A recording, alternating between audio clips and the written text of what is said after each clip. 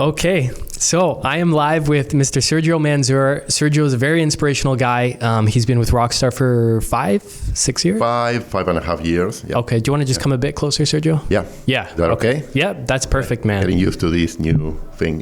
Yeah, so Sergio has quite the life story. He started out in Argentina, came to Canada at a certain point, which we'll get into, built up quite a large and impressive real estate portfolio here in Canada, and has recently now immigrated, or is that the right word? Moved to the Dominican Republic? The Dominican Republic. Yeah. Yeah. Is it official immigration to Dominican? So far, I mean, we are there. We are loving it. We are planning to stay some time. Okay. See how we feel, and if we really like it, we may stay longer. But for us, it's an adventure, right? An adventure that right now we can do, and we'll give it our best, and we'll see how the family adapts.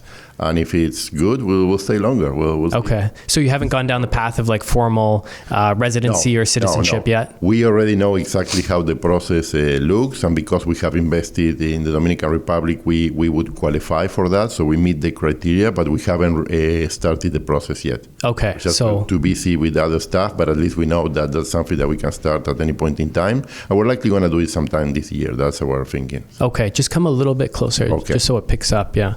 And then, so you purchased 2 villas. So you purchased one villa for yourself that was already built and everything that you moved into. I think this in a gated community in the Dominican? Yes. And then purchased another lot. And then we purchased a lot and we built a brand new villa where we're living since January 1st. Wow. Yeah.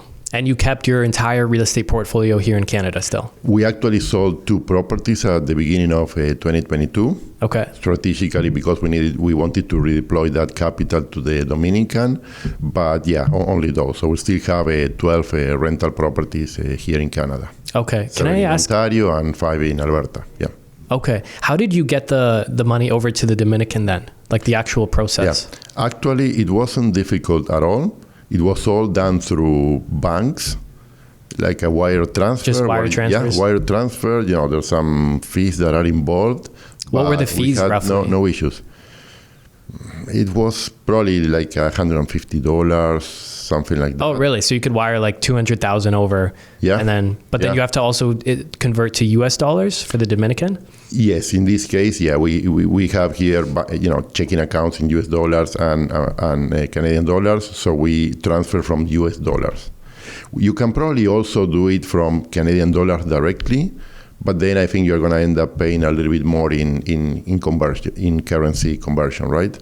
Versus converting here in Canada? Yeah, like if you find a way to change the money here in Canada at the right rate, then you're transferring US dollars, and the only thing that you pay is all the bank fees, which even for larger amounts, it was something like $150, maybe a little bit more, but yeah. Okay. Actually, if you transfer maybe $10,000, you're not going to pay $150, but you may still pay $100, right, for the wire transfer.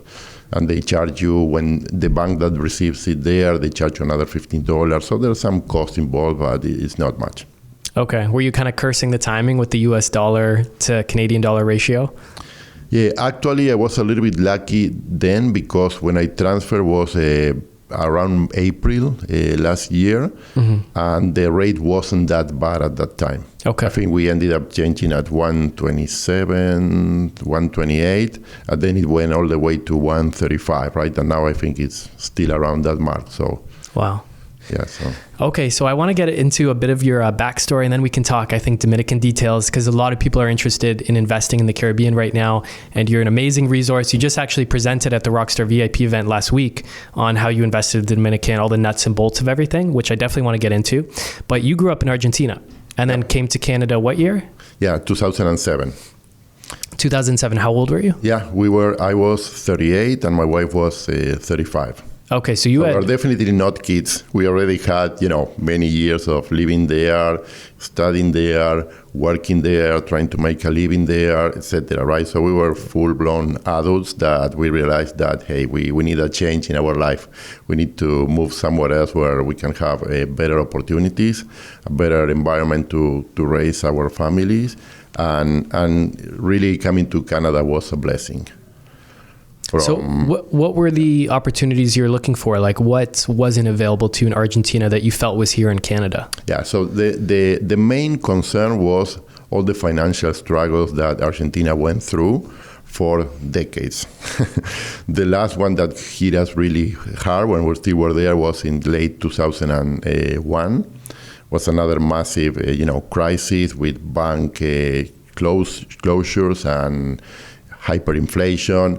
But in spite of those big, nasty events that happen every 5-10 years, the situation is never good, right? And inflation has been, very, very high. Just to give you an idea of what type of inflation and currency depreciation we are talking, at the end of 2021, there was a convertibility plan, where $1 was 1 peso.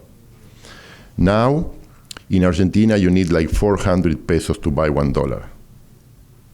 It's unreal, and that is just in over 20 years. So that's 400x inflation against the US dollar. It's crazy. Yeah. So it's what are the currencies of the country? It's entirely run on peso, or is it dollarized as well? Yeah, it is peso.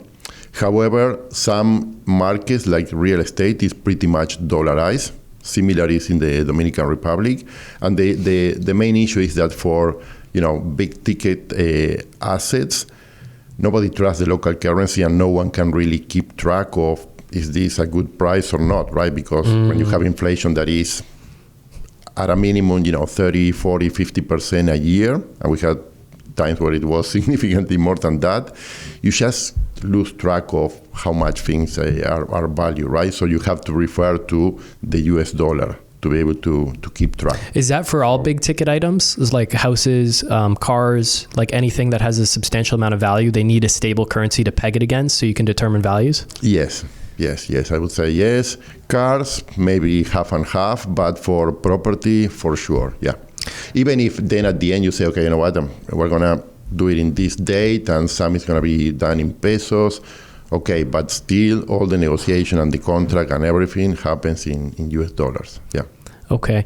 And what was life like living through that inflation? Like, first of all, why were these inflation events happening? Like in 2001, was it because of the dot-com crash in the financial markets here? No. This started, many, many years ago. It was systemic, economic problems that Argentina had, probably driven by a lot of corruption in governments. And, when governments are corrupt, they are essentially very inefficient in terms of how they allocate the resources. And they don't create the right environment for people to trust the country and invest in the country.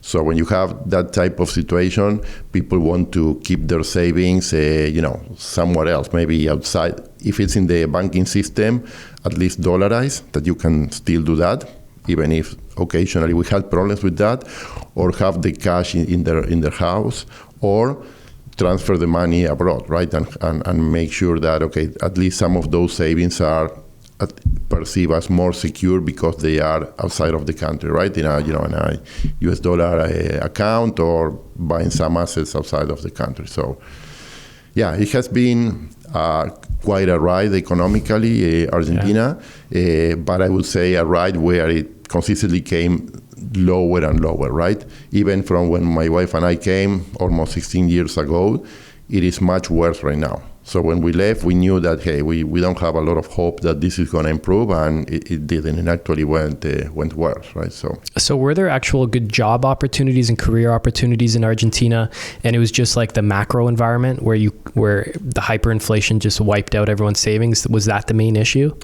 Great question. I would say in terms of opportunities and good jobs, yeah, those exist, but it's much more competitive to be able to get those jobs. So there aren't a lot of good opportunities, and you have a lot of people that are looking for those, right? So even if you have a good education and good grades and everything, it's not easy to find a really good job in a good company. And then if the economy doesn't do that well and companies don't grow, even if once you are in the company, it's not easy to get a promotion, right? And to progress.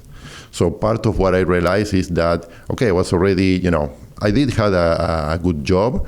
And because of my job, I traveled here to Canada, to the US, and I realized that, okay, people are not struggling as much as I do. They are probably working the same or even sometimes less, and I'm not getting ahead, right? How could you tell? Was it just like the appearance of wealth? Was it the people's lifestyles? Yeah, a little bit of the more peaceful type of living, I would say, more calm living, not so stressful as we were over there. The main reason is that when you live in a country like Argentina, unfortunately, you have to have a lot of open fronts, because it's not just worrying about your job, and I try not to, but at the same time, you have to worry about inflation, you have to worry about currency depreciation, you have to worry about what's going to happen with your savings, and how am I going to keep my savings safe, right? Is it really like, having like US dollar cash hidden under the mattress or in a checking account or somewhere outside the country? That is the main concern. I know in some cases I mentioned more like a defensive strategy. I know Tom likes that that word. It's a great analogy. But it was truly like that. I realized that, hey, the main focus is protecting whatever you have. You cannot really focus on investing because there is something that takes precedent, right? Which is just playing it safe first. And the analogy that you used was that in Argentina, you felt like you were playing defense to protect what you have. But here in Canada, you felt like you could play offense. Exactly. Yeah. So, so you asked me about the opportunities, and I think you asked me about something else. It was just why did you feel Canada had better opportunities? Was it just the macro environment? Like, hey, you can actually protect your savings, at least compared to Argentina? Or was it the actual, economy in terms of jobs and everything else? Yeah, it was the economy for sure, and the opportunities that I saw here, but it was mainly the macro environment, right? And the stability, the financial stability, the fact that inflation was, very low at that time, and that I would see people, working, and if they do a good job, they were getting ahead, right? And they were able to progress. So I was starting to compare and say, okay, you know what? I'm working the same as hard or harder, but I'm moving like a turtle, right? So I don't have that type of opportunity. I don't have the right peace of mind to focus on other stuff, because I have to constantly be worried, as I said, about what's going to happen with my savings, with inflation rate, with currency depreciation, and even other stuff like security in the street, which when I was young, it wasn't really an issue, but as the economy deteriorates and there's more poverty, it actually got worse and worse.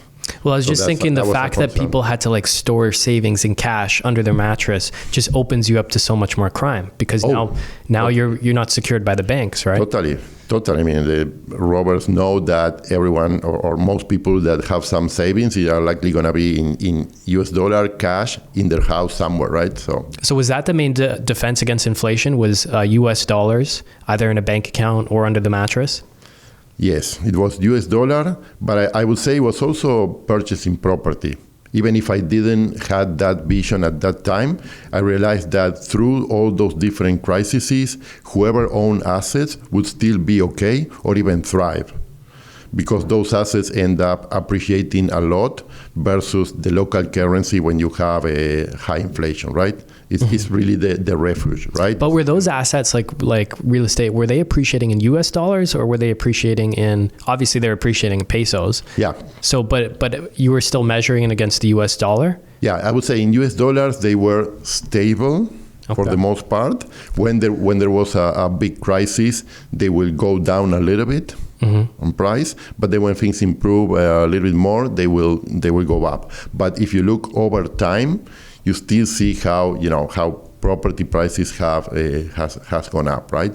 And the reality of Argentina right now, and the population is growing, and when you have these successive crises, construction sometimes comes to a stall or slows down dramatically. So the amount of new housing that is added to the market, with younger population, and you basically have a housing crisis that ends up on appreciating the value of the assets.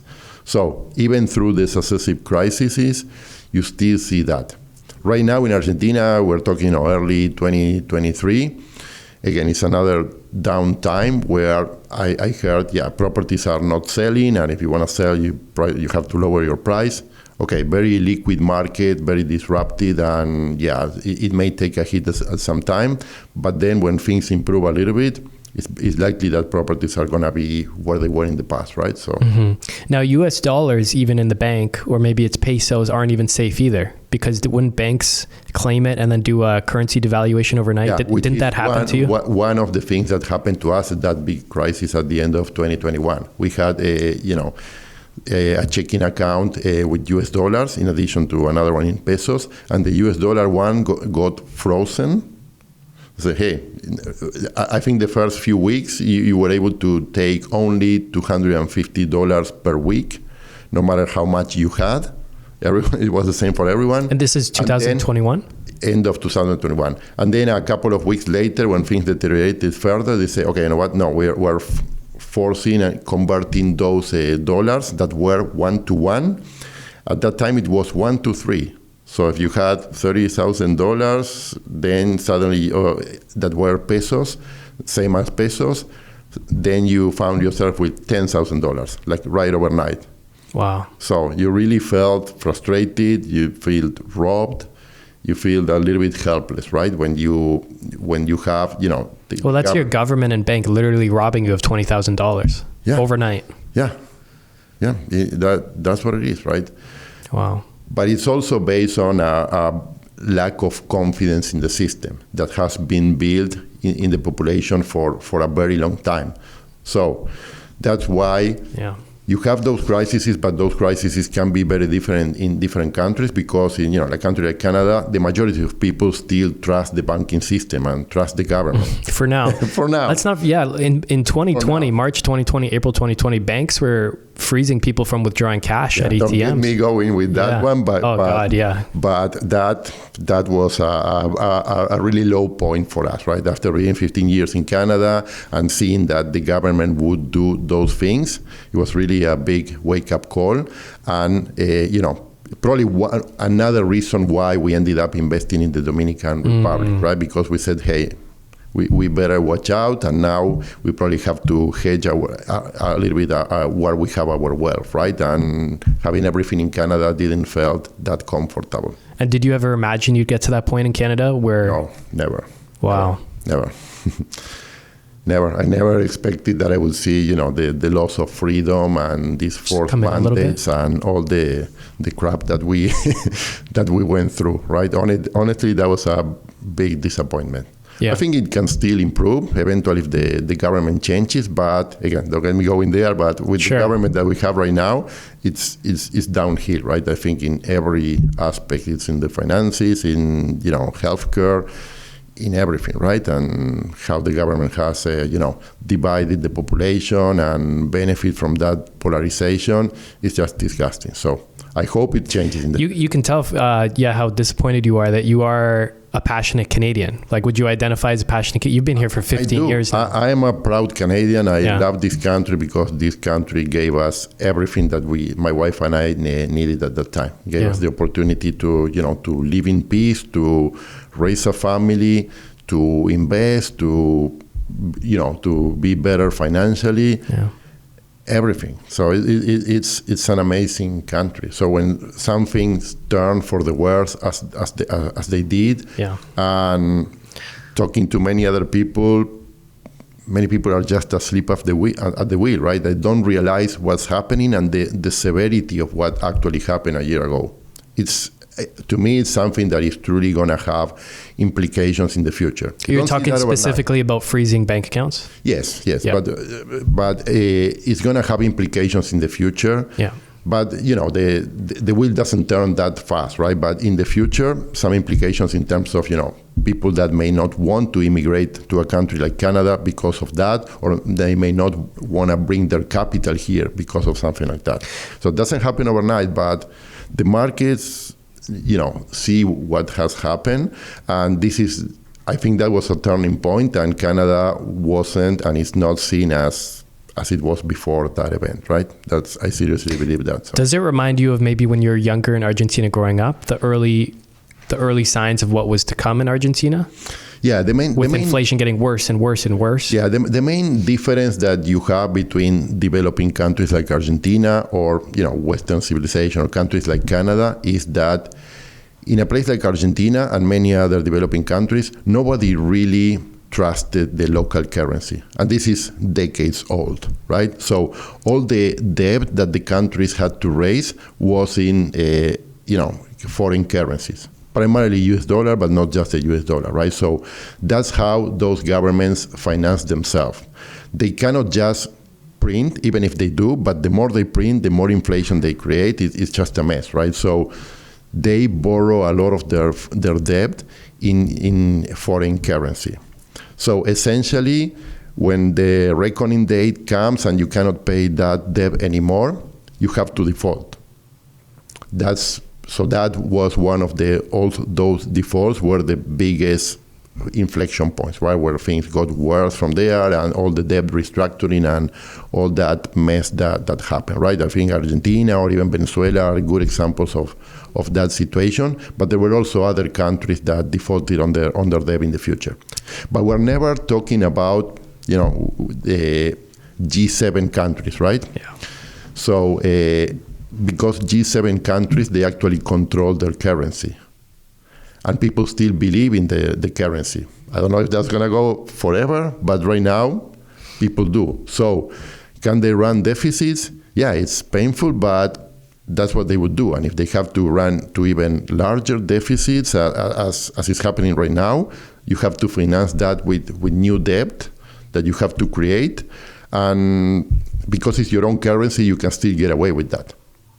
But what people are starting to realize is that there are things that are going to happen because of that. And one of them is going to be inflation. There is no other way. If you debase the currency, it leads to inflation. So, and no matter how the government tries to explain the inflation as what are the causes of inflation, they never really get to the real point, which is if you debase the currency, it leads to inflation. Mm-hmm. They don't take responsibility. No, they don't. For the inflation. They're trying to point fingers why we have inflation, and they come as the big good guys that are trying to fix it. But it's the result of their actions, right? And then they play with the numbers. Now they change how they're going to measure the CPI, the Consumer Price Index again, mm-hmm. just to look better. It's just a big game that it's awful, it's very frustrating, and it gets, yeah. You see where the puck is going. Yes, I remember even Greg Foss saying that, hey, Canada, if it continues in this path, is going to be like Venezuela and Argentina. I'm not sure 100% about that, but it could be if it continues like this, like debasing the currency, like maybe 30% in one single year. That's where it goes.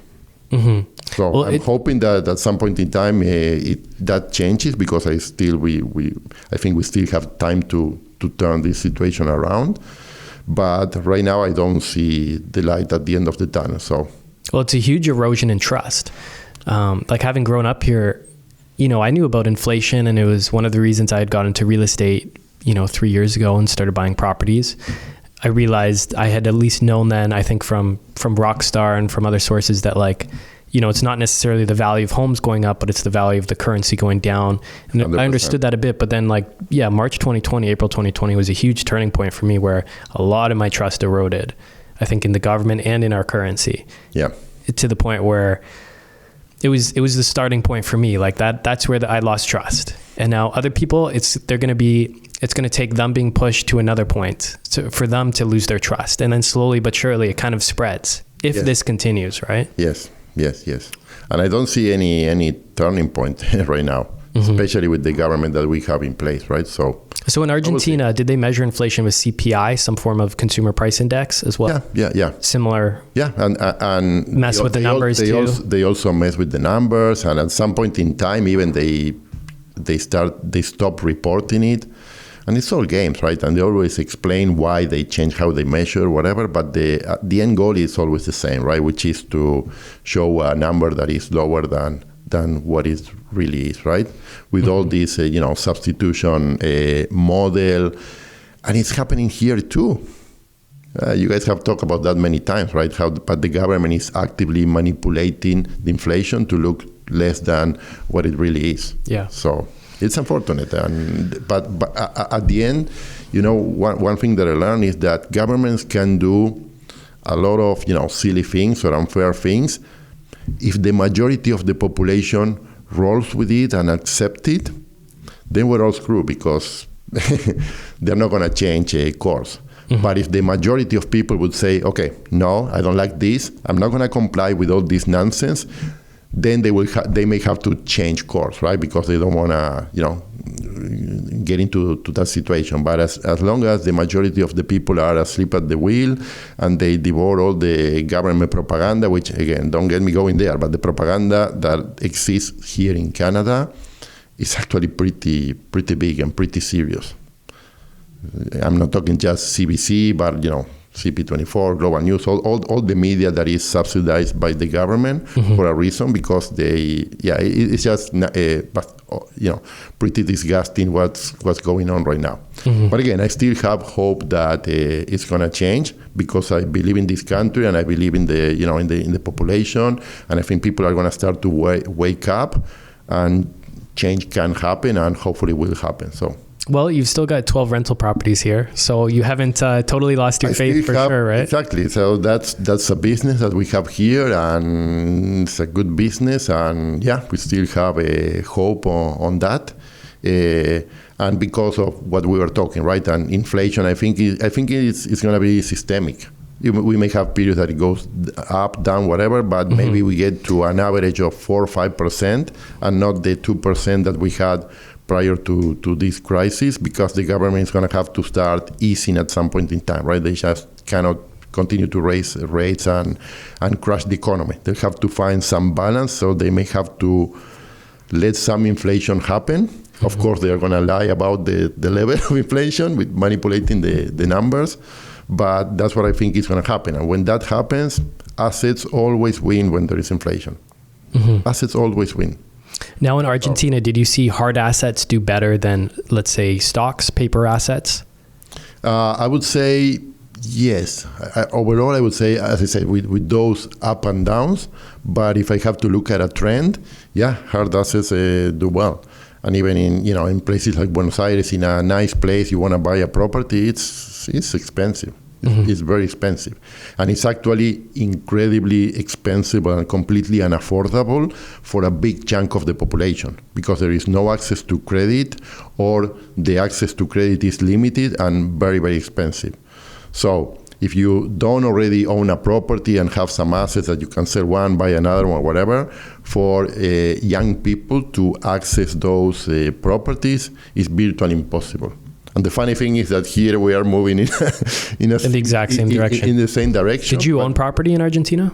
Yeah. So my wife and I owned a condo that we sold a year after we came to Canada. Now, if you owned property, you're saying access to credit was difficult, but if you already owned property, was it a lot easier to then get lending against that because you had this golden collateral? Sometimes it wasn't even lending, but it was the fact that you can use the money that you have, because many people hold the properties, free and clear, towards the new purchase.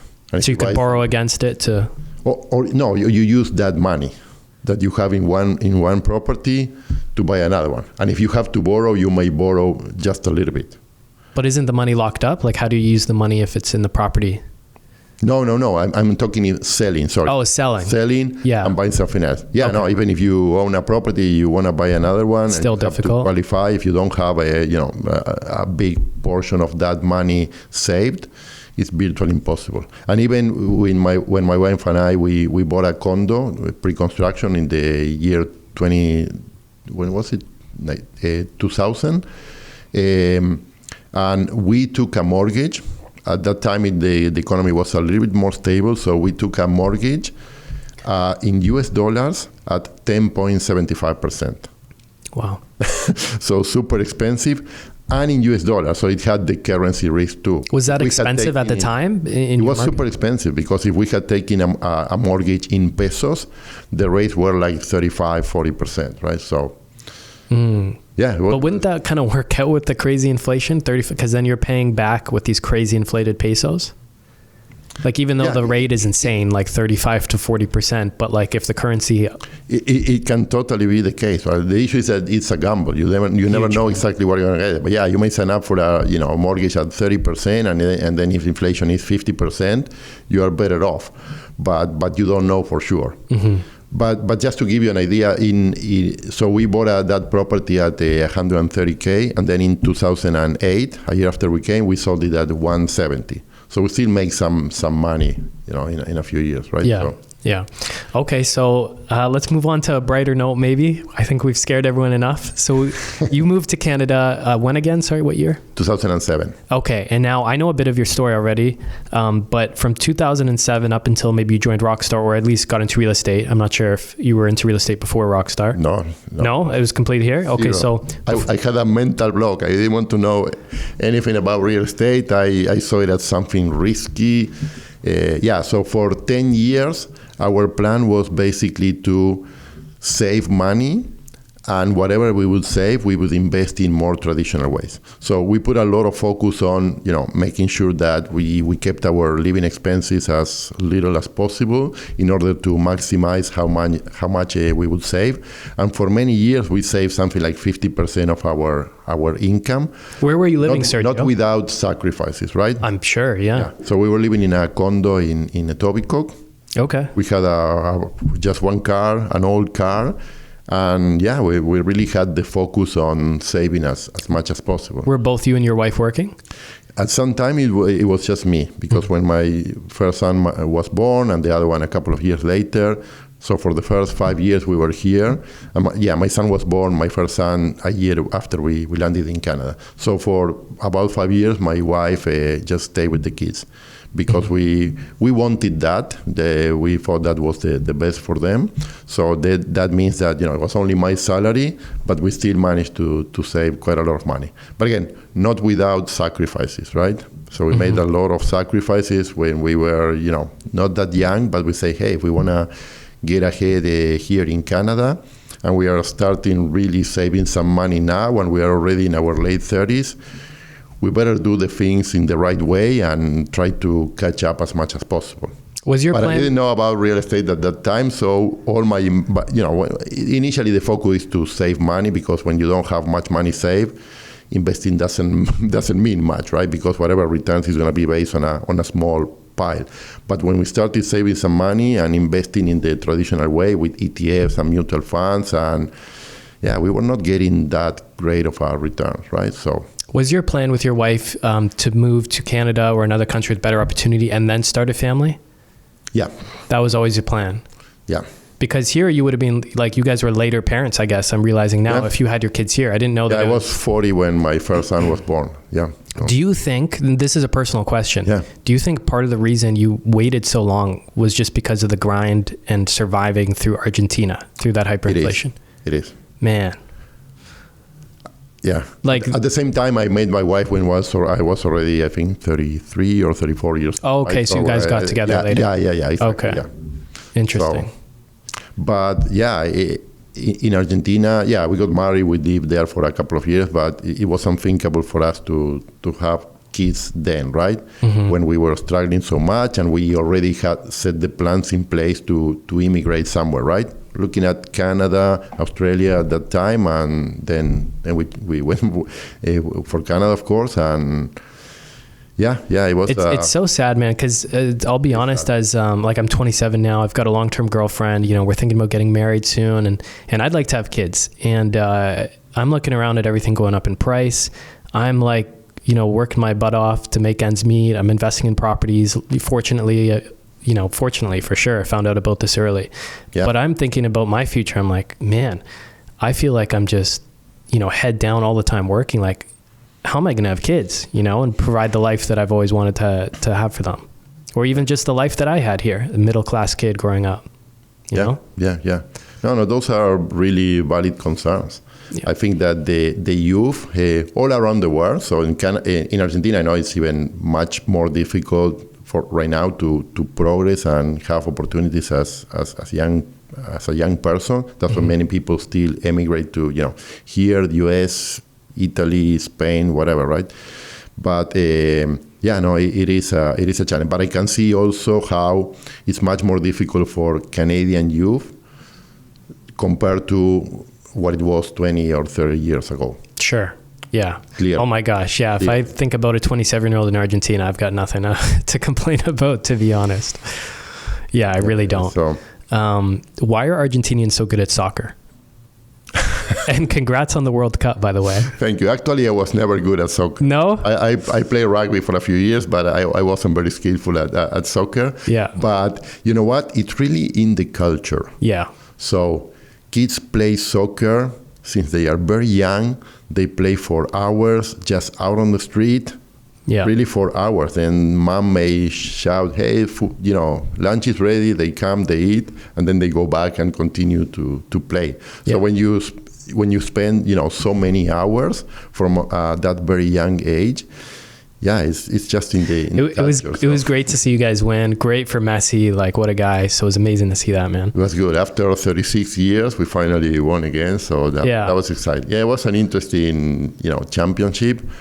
I think Argentina was probably the best team. And there were a couple of matches that we didn't really need to suffer that much. Like we were controlling the game, and we were so much better. And then, boom, you get another 2 goals, and you're again starting that from final scratch. was amazing, right? That's got to be one of the best finals of all time. Yeah, it was amazing, but also like, not good for the heart, I would say. Nerve-wracking, I'm Not sure. for the faint of heart, for sure. Yeah. But it was good. It was good, yeah. Amazing. Yeah. Okay, so Canada, for 10 years, you saved 50% of what you could, which is amazing because it's not like you had a cheap cost of living in Etobicoke, and at times, just working on the one income. We still had a mortgage, and actually we were paying down the mortgage. Also, we were maxing out contributions to RRSPs, and then TFSAs and even RESPs for good for you guys. At least maxing to the level that the government will give you the match, right? So it makes sense to match up to there. So we were doing that, and then what was left, we would paying down the mortgage, and then slowly when that started to build, we started to invest in ETFs and mutual funds, right? So what was your goal at the time? Early retirement, just get your financial house in order? Did you have a lofty goal? When we started, we say, hey, I hope that by 60 or 65, at least we can retire with some decency. Mm-hmm. Really, we started from that low point. And we say, hey, it's all new country. We have to start from scratch. So even that would have been, an achievement, I would say. Then, especially because of real estate investment, we found a vehicle to accelerate wealth creation dramatically, which was definitely awesome. But unfortunately, I started only 5.5 years ago. So, well, you've had an amazing journey. Yeah. So let's talk about that. How did you discover Rockstar, and how did you get started? Yeah. So the first encounter, I would say, or understanding of real estate came from the book Poor Dad, Rich Dad from Robert Kiyosaki. And, that's the same for many people, everybody, right? Yeah. That's the same for everyone. So to me, reading that book, and then especially I don't know if it's the second one, but Cash Flow Quadrant. Yep. That hit me really hard. Then I think since then, Kiyosaki had a million other books. A million other books, and they all say the same. I think they are useless. But those first two, to me, are really game-changing. So that really opened my eyes in terms of, okay, I need to start investing seriously and owning assets that will create income and give me control instead of just relying on, someone else managing my money. Mm-hmm. So... and then I saw the power, all the benefits that owning real estate can bring. Because of your condo in Etobicoke? Yeah, so we bought that condo, but then we sold it in 2011. Then we moved to Milton. We bought a house in Milton.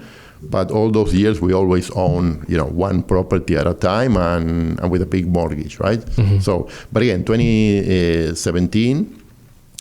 it was Robert Kiyosaki, but it was also starting to listen to some podcasts and starting to understand what is it that wealthy people do. How did they achieve what they achieve, right? Because I said, okay, in the way that we are moving forward, a little closer. Sorry, in the way that we are moving forward, I was projecting, for whatever reason, I'm a math person, right? I'm an engineer, and I think in those terms, and I put math on everything. To me, that's, how you should be making decisions, right? Especially financial decisions. So I said, hey, we need to find something different. And when I started to learn, what many, not all, but many people would become wealthy investing in real estate. So I said, there is definitely something there. I wanna know more. At that time, I was thinking of real estate as something rare and risky. And I said, I'm probably going to be the last fool that gets into the market and then it corrects. So I don't want to deal with tenants. I had my mindset completely off real estate at that time, right? But then, when I started realizing that, okay, there's something that I need to change in how we invest, and we need to take more risk and be a little bit more aggressive. And even if it's calculated risk, right, that's what that was all about, right? Mm-hmm. When you invest and you're not really speculating, you're investing, you're trying to, look at the whole picture and see, okay, can I contain my risk, and the upside is much higher than the risk, etc. That's how you should be making investing decisions. So, I started educating myself. I would listen to a podcast, and somehow I don't remember the details. I ran into Rockstar Real Estate and started listening to Tom and Nick in their videos, and then there was I got an invitation to one of those Your Life, Your Term event. Yeah, I remember exactly because it was May 2017. Yeah. And no one mentioned that to me, so no one invited me. So I'm probably one of the very few people that actually paid, paid for a ticket. $150 or whatever for the ticket. Yeah, and that so you're on our email list at that time then? Yeah, because I already did. Yeah, I was already on the email list for a few months, right? So so that was the beginning of everything, right? So wow, and then so you signed up with Rockstar at that event? Yeah. Okay. I signed up there. I started, coming to all the classes and started to talk to, to the accountant, the lawyer, and most of the resources that were part of the Rockstar Rolodex, right? Let's call it. So, and kept, listening to podcasts and kept educating myself. And so slowly. So when did you buy your first property, and what was your strategy? Yeah, so at some point in time, I almost bought a single family house in Woodstock.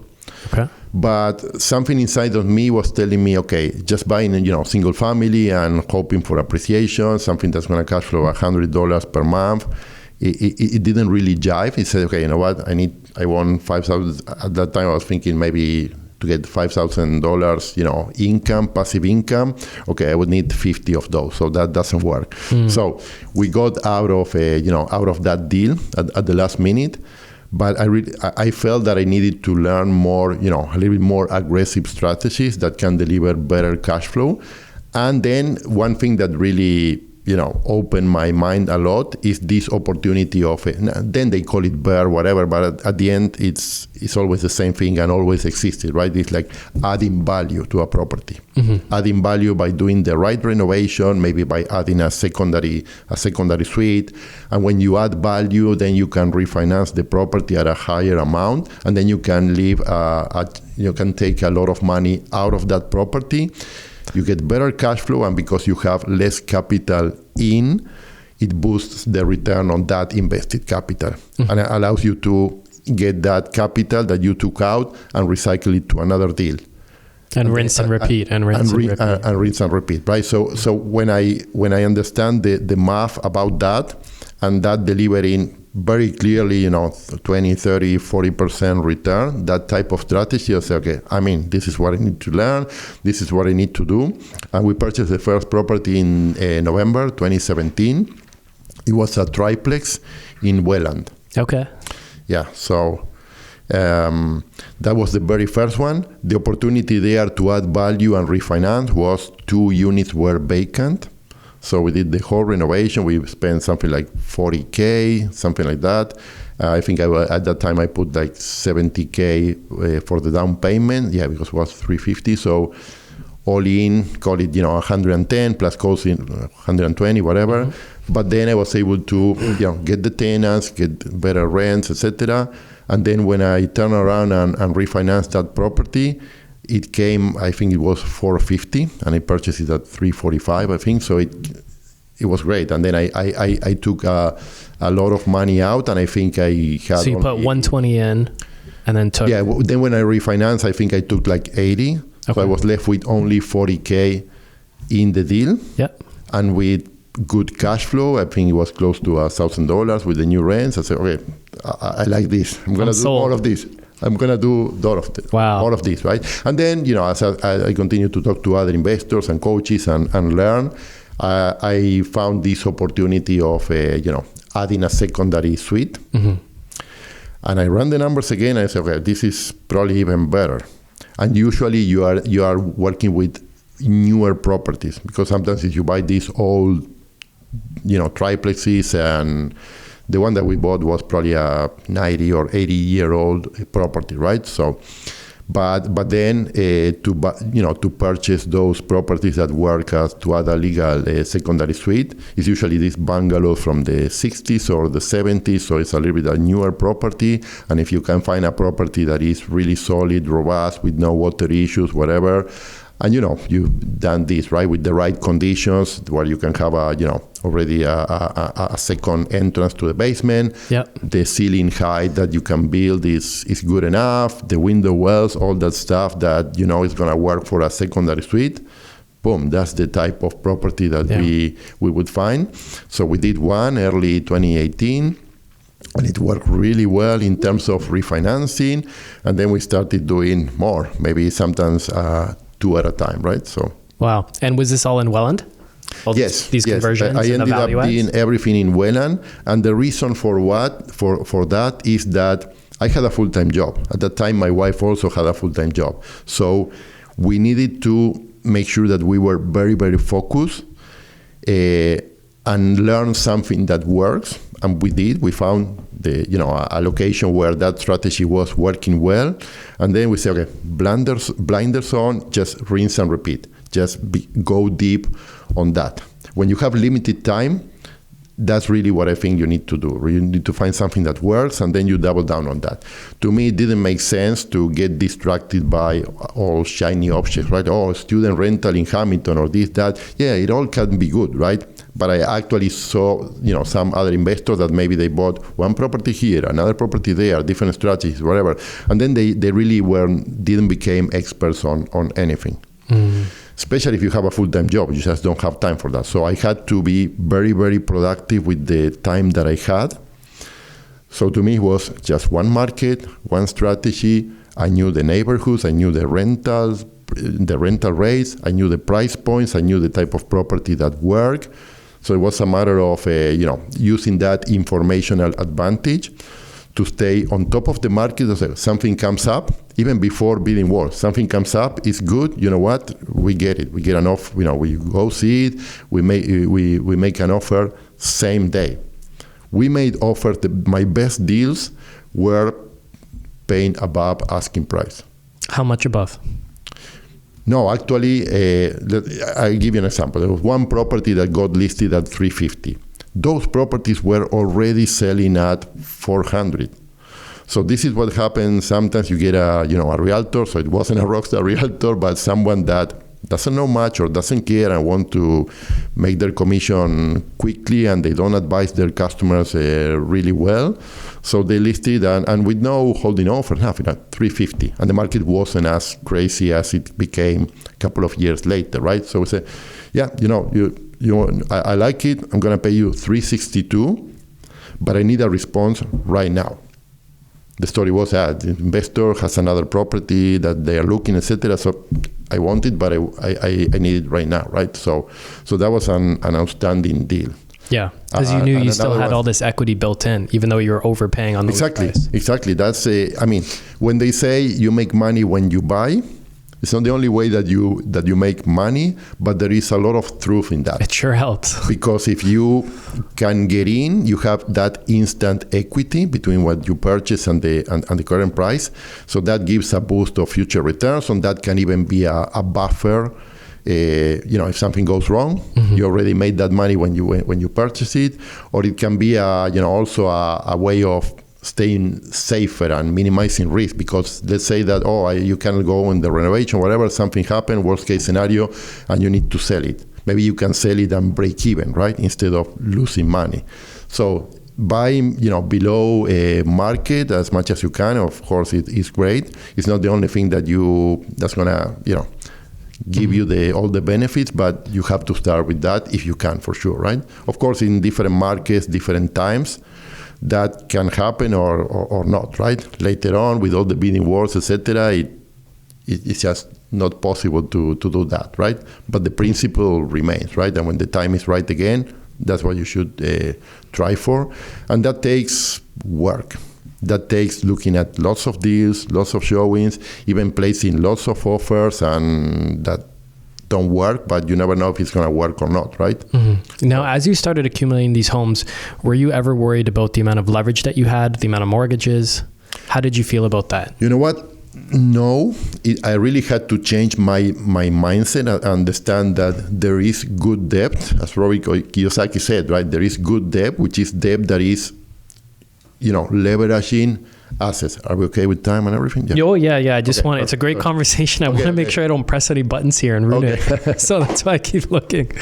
Yeah. So if you have debt that is going to finance a venture, like investing in real estate, that's going to deliver significantly more in return compared to what it costs, it's a no-brainer. Mm-hmm. So when I realized that, I said, okay, just give me all the debt that I can take, as long as I have the cash flow. Exactly, but as long as I have the deals that pay for it, then it's a no-brainer. Yeah. And we took a lot of money, and at that time I wasn't very sophisticated. I was just doing my thing. I was qualifying based on my nice T4, basically, and good credit score. So I got all A lenders mortgages for many, many years, right? Mm-hmm. So, yeah. So did your strategy change there? Oh, sorry. And one thing that I missed to mention. Yeah. At some point in time, we realized that, hey, if we want to use this strategy and we want to do maybe a couple of deals at that time, and you have to put the money for down payment plus the renovation, I needed to access some money. Where do I get that money? So we put a HELOC in our principal residence. Okay. That was really probably most of how this started. Yeah, then I kept my job and bringing more money, but the first big swing at the bat was really with borrow money too, because it was money from our HELOC, mm-hmm. which at that time all interest was very, very low, right? Yeah, the HELOC's always a little bit more than a regular mortgage, but it was still worth it when you can find a strategy that's going to give you 30% plus return.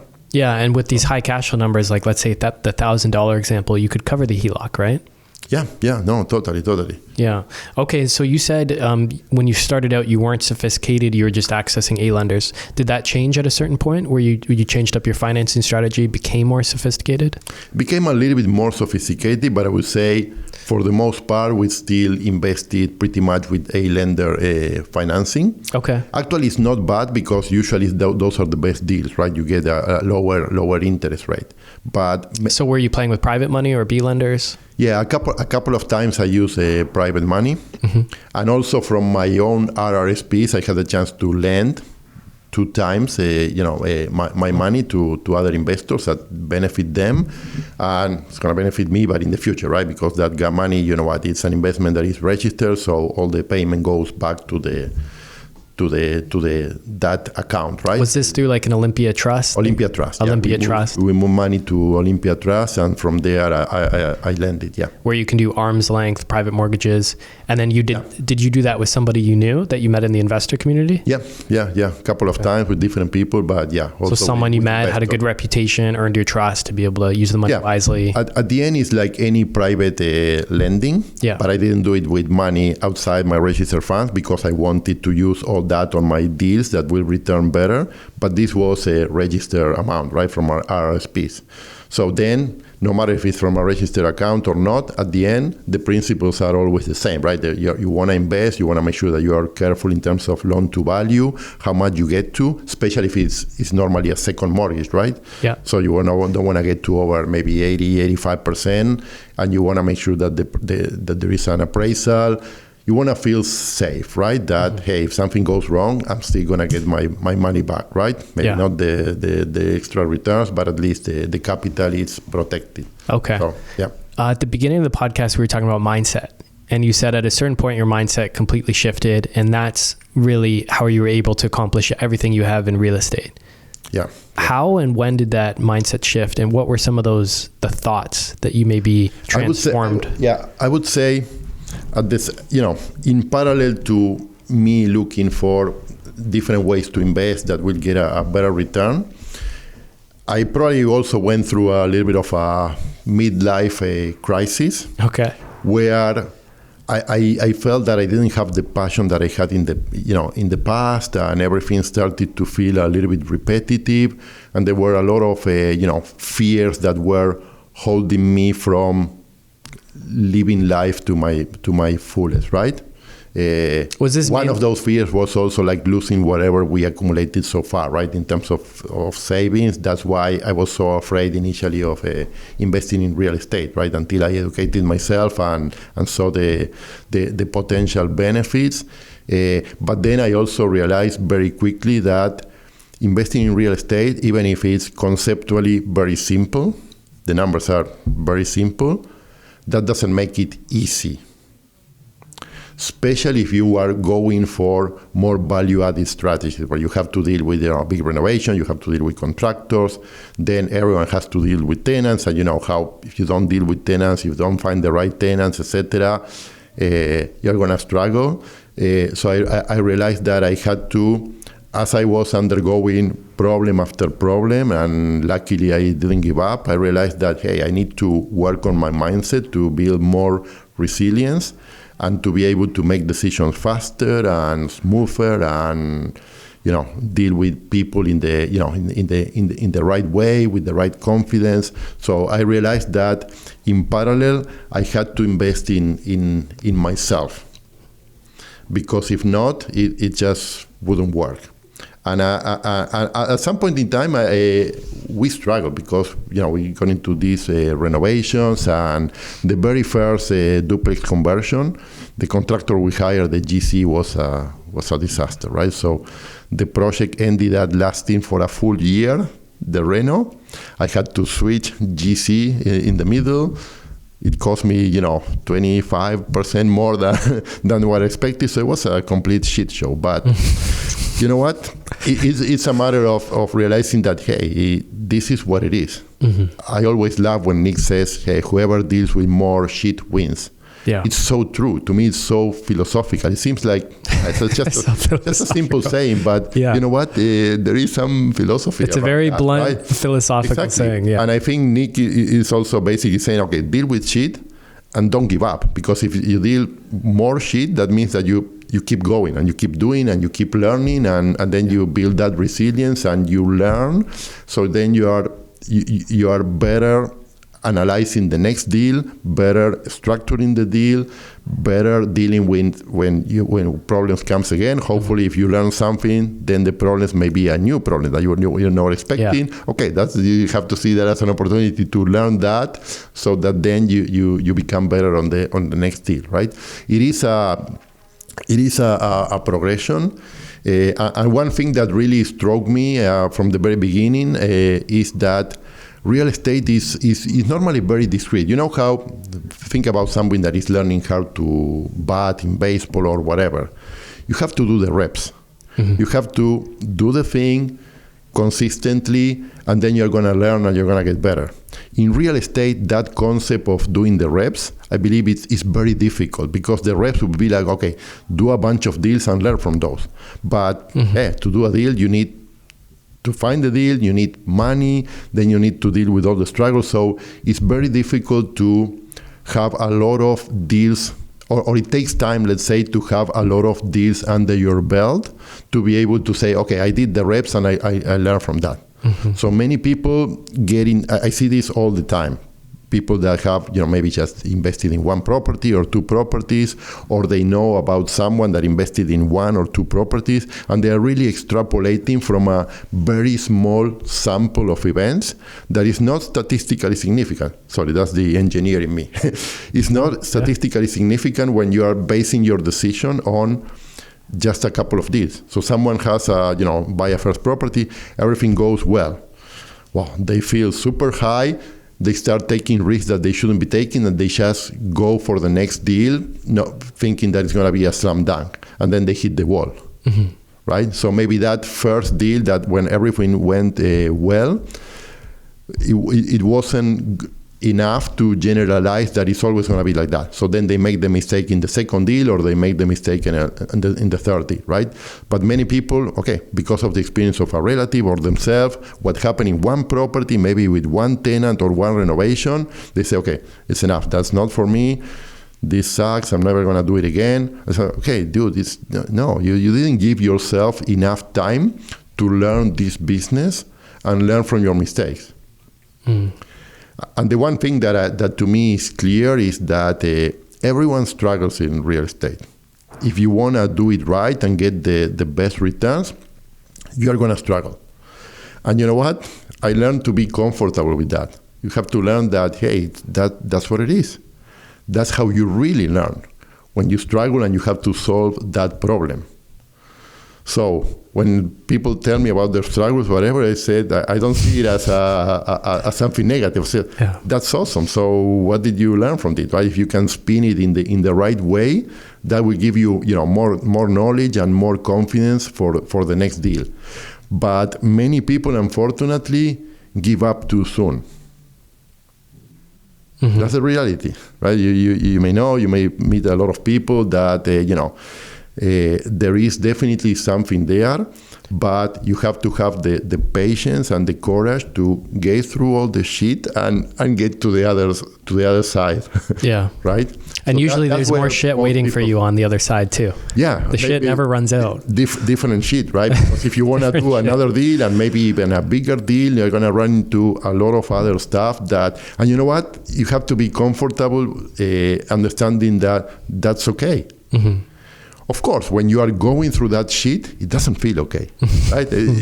Yeah. But you have to, be able to step back out, and it's all a mind game, right? And realize that, okay, you know what is it that I can learn here by solving this problem that I would never learn just studying theory or listening to podcasts, whatever. You really learn when you do stuff, right? That's when you really learn something, right? So you have to understand that, it is positive that you have run into a problem, even if it doesn't feel good. And then you have to, do it again. You have to continue, right? You don't have to give up. I think that's the main killer for many new investors. It's just giving up too soon. Which is unfortunate, but you see it all the time. I even was talking to a friend yesterday, right? That they bought a couple of properties, they got excited, and then I realized that they said, okay, now I'm tired of dealing with tenants, whatever. We sold them. We don't want to. That's not for us. Dude, at least, but at the time, their ego didn't allow them to ask for help, right? Yeah. They were talking about real estate, how awesome it is when they were doing it, but then when shit hit the fan, they just didn't look for the right help and they gave up. So it happens a lot. Now, it seems like you had a lot of forced growth, doing deal after deal, going through the reps, dealing with the shit, moving on, dealing with more shit. Yeah. How else were you investing in yourself to build this resilient mindset? Yeah. So reading books, to me, is a must.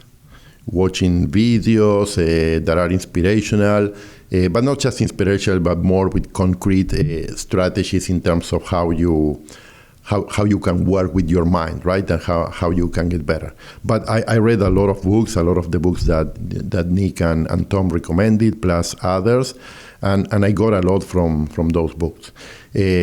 But to me, the most important is that you cannot just read one book and then move to the next book. You gotta read a book, maybe then you have to highlight it, you have to reflect on it, you have to say, okay, how, even if it's like what little piece of this book am I actually going to apply?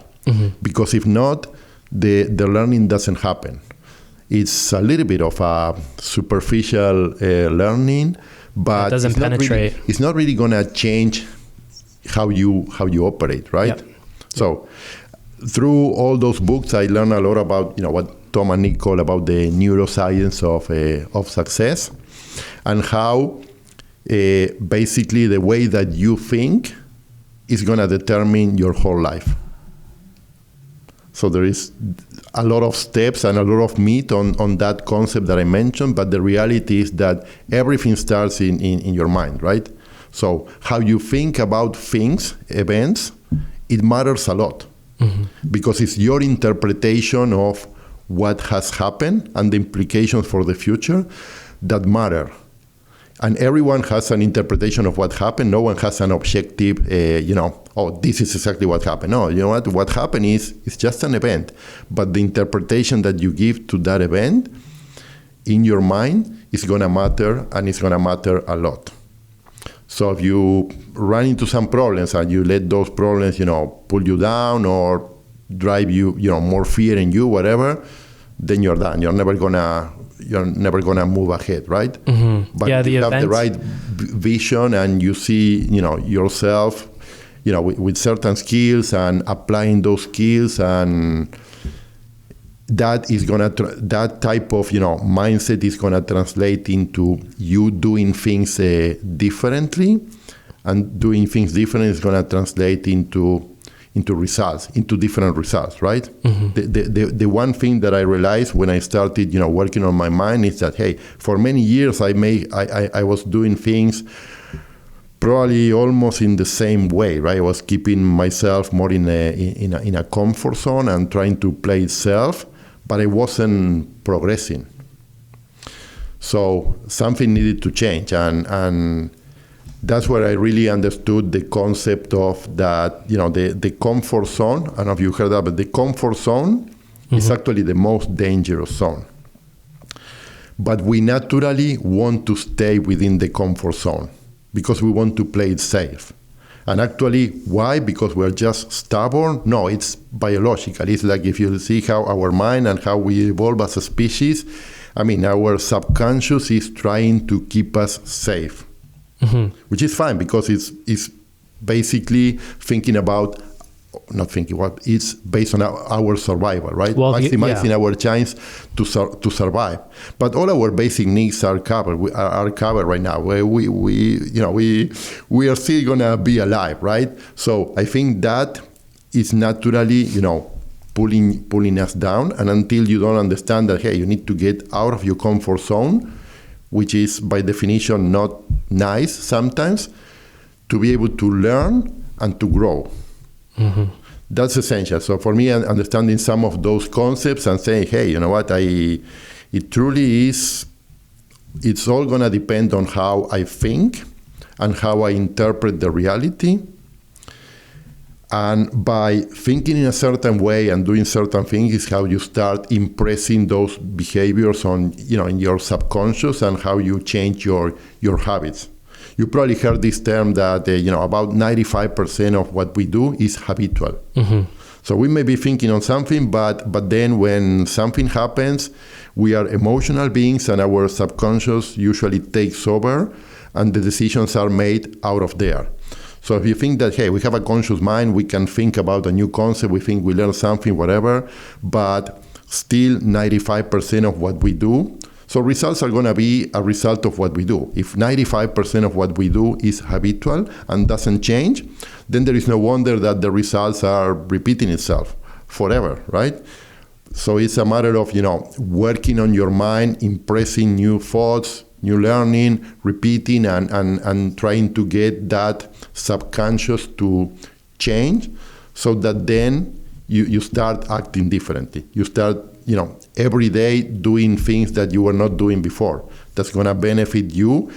We talk about wealth, but the reality is that it's relationship, it's health related, it's everything, right? It's everything really that matters in life, that you can work on and improve yourself by doing things in a different way, but that starts by changing that mindset, right? And what's embedded in your subconscious that is going to drive that habitual behavior that you want to change, right? So, did you find that the other aspects of your life that you just mentioned, your relationships, your health, everything improved at the same time that you started really going down this journey of personal development? Completely, Anthony. To the point that I can tell you right now, hey, the best thing that happened to me about real estate is not just the result of real estate, but is who I needed to become, the different person that I needed to become to do what I wanted to do. And then, since that time, I probably lost, 10 kilos. I feel, I have more passion, I have more energy, but that comes from, exercising more. That comes from eating differently. It really comes from from doing things differently. There's one I just came to my mind. There's one book author that is fantastic. I really love him. It's Bob Proctor. And Bob Proctor once said something that initially I couldn't understand until I think about it. He says, Oscar, so people know what they need to do to improve in any aspect of your life, right? So it's not that people don't know what they need to do. The majority of people have a pretty good idea of what they should be doing, but they don't do it. And the main problem is that they don't know why they don't do it. Okay? I know I struggle with that initially, but again, it's like, okay, people know what they need to do, but people don't do what they need to do. And the problem really lies in the fact that people do not know why they don't do what they need to do. Can you give me an example of how you caught yourself in maybe the same mindset trap? Yeah. So for example, I think this could be related to me or many people that are trying to lose some weight, right? So you know what you need to do. You kind of know what is the healthy food choices that you have to make, right? And you think that you commit yourself to doing it. But then let's say that you don't want to eat bread or candy or whatever, but you still keep the candy and the bread in your house, right? Well, you know what? When you are in a positive state of mind, whatever, and I said, I'm not going to eat bread, perfect. But you're not like that every single day. We have our natural ups and downs. So what you want to do is to work around so that when you have that downtime where you don't give a damn about anything, whatever, and then you just grab that piece of food that is tasty and you love it, even if you know it's not good for your health, but it doesn't care. That is a very freeing feeling, though. I don't give a damn, I'm eating it. Exactly. That is nice, right? Until 10 minutes later, you're like, I'm weak. But it happens. I mean, when you are in those down points, you're going to do things that are stupid and if you're fatigued, your willpower is run down, sure. Exactly. Yep. But if you protect yourself, for example, by not having the food that you shouldn't be eating, so that when you're craving for that, it's just not there. It would be too difficult to go and purchase it somewhere else. It just takes time. So you're likely going to stick to what you committed, right? Or you want to, go out and run in the morning. And okay, you know what? If you make it difficult and you have to think and make a decision, no, just do it automatically. You say, okay, I'm going to wake up, I'm going to put my, your tennis. Have your running shoes set up by the door. You just put them and you go out, and then you start thinking about life, right? You don't wake up and ponder what are you going to do. So make it easy for yourself. Exactly. Yeah. So. Yeah. It's very interesting to me because your mindset now is so resilient. It's very impressive to listen to you and the mindset you've developed. But this has only been in the past 5 years. Like I would have had to imagine you had a lot of this before, like when you were a dad, like you had been through a lot of life experience still. But really, it's the last 5 years where you feel like you accelerated. I feel that the last 5 years, I really changed my life a lot. And sometimes how we hear that, hey, you cannot, or you probably heard this saying that people usually overestimate how much you can achieve in a year, which is totally true because a year is not a lot of time if you want to make some fundamental change. But at the same time, people underestimate how much you can do in 5 years. And actually, I really think that 5 years is a big chunk of time. It's a lot of days. So in 5 years you can change your life completely. Yeah, you're living proof of that. At any age. I truly believe that. I know that anyone can do it, right? But you have to understand that, you can be a completely different person and hopefully, healthier and wealthier and with a different mindset and happier. But it takes some time. It takes some consistency, right? It takes, at least in my case, going to that source and understanding, okay, how our mind operates is going to lead to the mindset you have, the actions you take, the results you get, etc., and working consistently on that mindset by, reading books, going to seminars, talking to people, listening to podcasts, start questioning, okay, how do I feel about this, etc., but if it works for this person, maybe I should give it a try and actually try it. It takes going through that process, and it doesn't happen overnight. For sure, it doesn't happen overnight.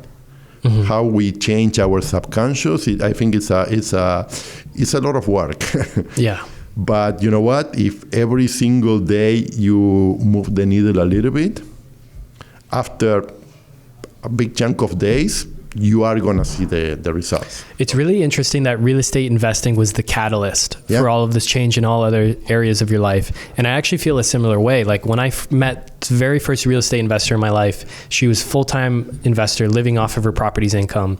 I was 20 years old. I knew nothing about real estate. She gave me Rich Dad, Poor Dad to read, and she really completely changed my life. She taught me about refinancing properties and all this stuff. But really, it gave me so much hope for my future, because it's funny you mentioned the midlife crisis. I felt like I was going through a quarter life crisis when I was in my early 20s, because I was like trying to figure out what I was going to do. And I didn't want to go down the corporate route. I wanted a small business. I didn't know what I could, what that business would be. I didn't really see any opportunity in front of me until I met this woman who showed me, it's like you can just buy a rental property, rent it out, pull out money, buy a rental property, rent it out, pull out money. And that was the simple formula. There's so many other strategies and all that type of stuff, but it gave me so much hope for my future. And it really gave me a purpose. Yeah. Okay, this is why I'm doing what I'm doing, because it's going to open up the world to me. Exactly. With the financial backing. It took time and effort. It 100%. took you to, understand that strategy, reflect on that strategy, start applying it, and learning. And I'm sure you run into a lot of shit like every investor does. And actually what I realized is that if you talk to a successful investor, then they're going to look back and say, I didn't enjoy it at that time, but they will actually feel proud about their struggles and how much they learn from that, and they will feel good about talking about those and helping others with that, right? So it's amazing. Another thing I didn't understand when I was younger, teenager, early 20s, was how to build confidence. And it seems so simple now. It's like to have confidence in yourself, you have to trust yourself. In confidence, that's the meaning of confidence. I'm confident in myself. I trust that I can do this. And no one had ever explained, or maybe I wasn't paying attention, that it's you need to trust yourself. So you need to put yourself in situations that you don't think you can overcome, and then overcome them. Exactly. Because that's how you slowly build trust in yourself. And that's because I always wonder, how does this person have confidence? Maybe I'm not as confident. Why? Are you just born with it? And, maybe some of that could be chalked up to narcissism. Some people fake confidence at times, right? To have, they make it seem like they have competence. But I never understood how you could truly build core real confidence. And it was just trusting yourself. It's trusting yourself and then having the courage to act on it. Yeah. And then you start doing the reps, right? And then when you do the reps and then you learn something, and then that confidence builds itself and it's gonna exude out of you. But you have to do it. It's confidence comes by from confidence, from doing, right? And getting results, and then if you're confident in someone else, it's I'm confident my girlfriend will be there for me if I need her. I'm confident my parents will support me. I'm confident my employee will get the job done because they've earned my trust. It's really just trust. Yeah. It's trust and also a little bit of faith, right? Taking that leap of faith that hey, you know what? This works for others. It's going to work for me. It's going to feel uncomfortable, but that's fine. I'm going to throw myself there. I'm going to learn. I'm going to adjust, etc. Right? But you keep going. Yeah. To me, the key is to keep going, right? To keep pushing yourself out of the comfort zone and being comfortable with being uncomfortable, which sounds silly, but But that's the reality. It's really how can you build, how can you be comfortable by being uncomfortable? Because when you get to that point, and I think I made some progress, but I'm not completely there, I think the sky is the limit. It's just, you're unstoppable. Yeah. Completely, so. Amazing, Sergio. I want to get into some of the more real estate stuff now, because people are going to be interested. Okay, how did you keep growing the portfolio? So you did this strategy, rinsed and repeat in Welland. What else did you get into Canada before we kind of move on to the Dominican Republic here? Yeah, so we did that for maybe 3 years. It worked really well, and we were doing one of these conversions, probably 4 or 5 per year, right? So we sold a few, but we still have quite a few. So so that strategy, those numbers worked extremely well for a few years. But then when I got to early 2021, I was struggling to make the numbers work. I mean, it's all relative in life, right? So at least to make the numbers work as good as it was a couple of years earlier. Yeah. Because all the properties that we purchased that never went over 400K, then suddenly they were starting to be 550, 600, right? So to make the numbers work in terms of cash flow and return on investment, and then you have to hope that depreciation is going to be really high to be able to put the money out, it started to feel very tight. So that's when I said, you know what, I think Welland had a run. It still works for us, but for new deals at these new prices, and when prices outpaced, even if rents kept going up, prices went up much more than rent. And the rent always lags behind because of the rent control. Exactly. So because of that, no, not even that, not even for rent control, but even for new rents, even if it was increasing maybe 5-10% a year, well, property prices were appreciating much more than that. So then when you run the numbers, it's not such a good deal if you have that relationship between the rents and the price completely screw up, right? So I started to see, okay, where can I apply this same strategy where the rents are still decent, but the property prices are lower? And I look at other places in Ontario, and the one thing that really struck me is that all Ontario was getting a little bit warm, I would say, at that time. But what we were doing, investing in Welland, is an hour away from where we live. So we were still able to manage it. If I have to invest in Ontario, somewhere else, like London or Windsor or whatever, then I'm not going to be able to do the same thing that I was doing right now. So I would have to start relying more on a property manager and manage the property at a distance. And that was another barrier that we hit, and I was really afraid of, okay, how can I apply that formula somewhere else? But then I said, okay, you know what? If I'm going to invest 3 hours from Toronto, driving, maybe I can invest somewhere else if the numbers are better, even if it's flying, right? And if I can structure it in a way where I can find, the right team and everything, I don't need to be there, right? I can still manage the property with the right people. I can still see deals through videos, etc., and still make decisions. So that's when we look at the different markets with better financials.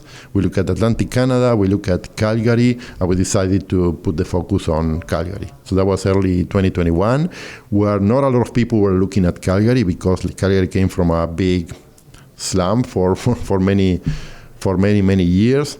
But they found, hey, the numbers work. The numbers work. So and was the slump in Calgary caused by the oil? Slump, mainly the oil and gas. Yeah. So Alberta had a situation where that was really, they went a very different path than probably anywhere else in Canada in terms of real estate, where we would see appreciation everywhere until 2020, but not in Calgary. I think Calgary even had some prices even go down, right, or stay flat for many years. Basically driven by the issues that they run in the oil and gas industry many 5 years ago, etc. That resulted in high vacancy rates, lots of office buildings, especially commercial property with very high vacancy rate. They really went for very rough times. But then oil and gas was starting to come, but most importantly, the Calgary economy started to diversify, bringing more technology companies. So it started to attract a lot of young people, students to their universities, etc. A lot of investment. So I saw some interesting trends, and the numbers worked. I said, hey, actually, what I learned from Calgary or even Welland is, and I'm trying to apply the same right now, is like, you have to do things right in terms of making sure that the numbers of the deal work without considering appreciation, right? Just to be conservative. But if you can combine doing the right deal with strong financials if you can combine that by doing it in a market where the trends are positive and point towards very likely a chance of appreciation, then you get the best of both worlds. Because okay, the deal is going to work by itself, even if there is no appreciation. But if there is appreciation, with appreciation, we investors can make a lot of equity, right? Mm-hmm. It ends up being, in the long term, maybe where how you make most of the money. Most money, yeah. But at the same time, it's interesting that, if you want to do things right and you don't want to speculate and you want to truly invest, you shouldn't be factoring any market appreciation in your numbers. Mm-hmm. Anyone that tells you otherwise, they're just trying to sell you something. But the reality is that the numbers of the deal should work without any appreciation, because you don't know if appreciation is going to happen. Mm-hmm.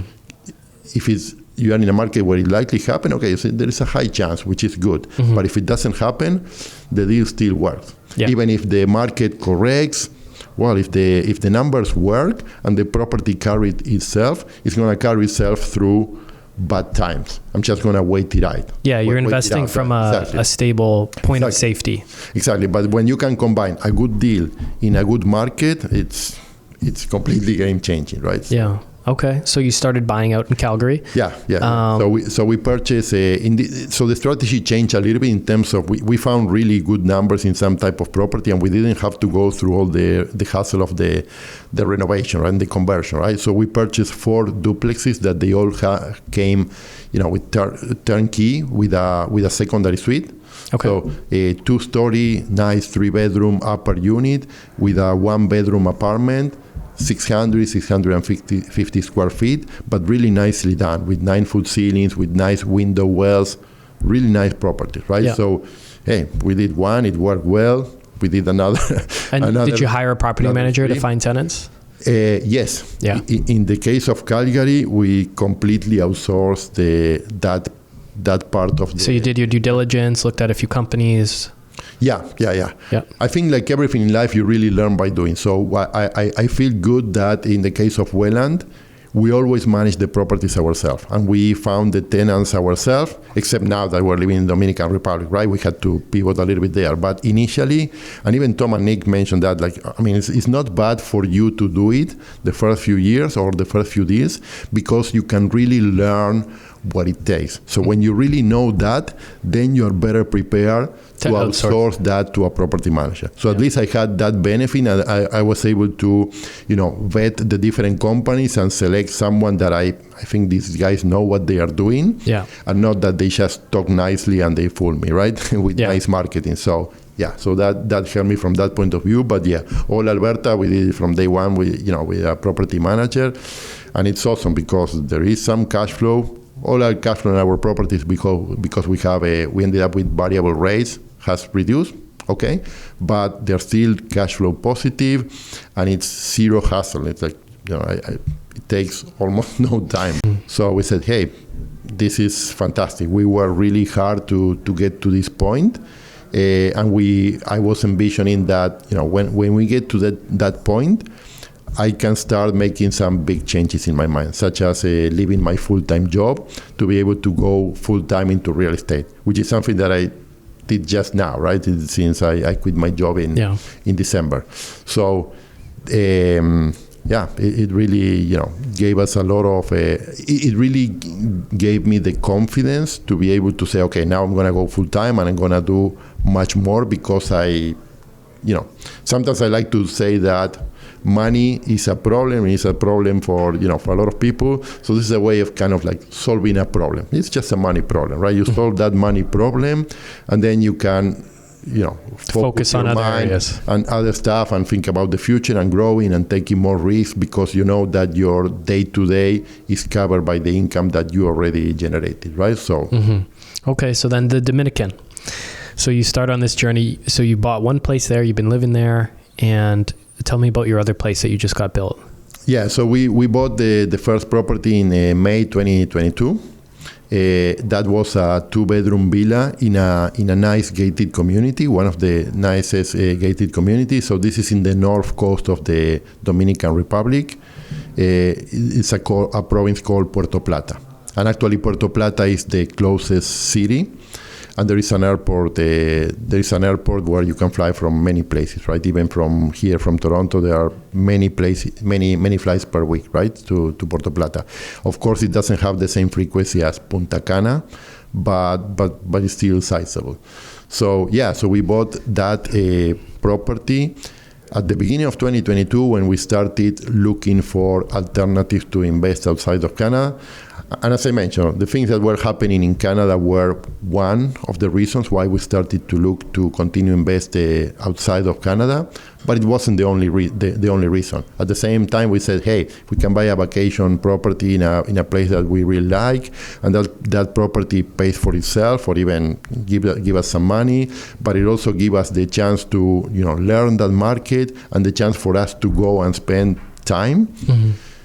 That's really how it started. We were not thinking of going and living there at all. That started to happen more, after we purchased that property around mid-year. Okay. So we bought this 2-bedroom in a nice gated community, and then shortly after we bought a lot in the same gated community. And then we hired a builder, to build a larger villa, a 3-bedroom villa that was completed by December. So we're living there since January 1st. Mm-hmm. So was it just the lifestyle that you were experiencing in Dominican that made you think, holy smokes, this is pretty good? Can we make this full time? I mean, at the end, I always like to say that, real estate or whatever, but it's not about money. I mean, money is a problem that you need to solve and leave behind, but life is not about money. No. And if you stay focused on just making money and you don't look at the other aspects of your life, you're gonna feel miserable. It starts getting very sad. It's a very sad picture. Exactly. So it's not about money. It's really about time. Yes. It's really about having the money or generating that income that allows you to get back your time. Mm-hmm. In my case, it was leaving my full-time job. Actually, a job that I really like at a great company with a great team. It wasn't easy for me to finally quit because everything was really, really good at my job, right? But it's just that, over the last year or so, when I started, developing these plans and thinking about going full time and setting in action all the plans that would allow us to do it and the plan to move to the Dominican, etc. When I started to have all that in my mind, I started not enjoying my job as I did in the past, because it already had kind of like an expiration date, right? Mm-hmm. Yeah. And I said, hey, this is a travesty, right? I'm spending still most of my energy and time in my job when I really want to do something else.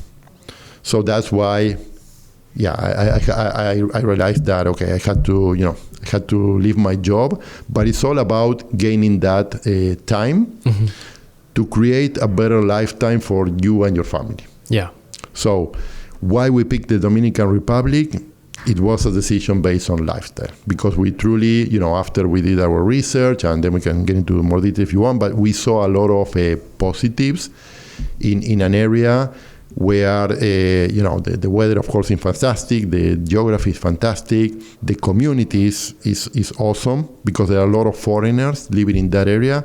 Communities like the one we live, probably 90% of the people are foreigners, right? It's full of Canadians, Americans, lots of Europeans, also some people from South America. So, and safe?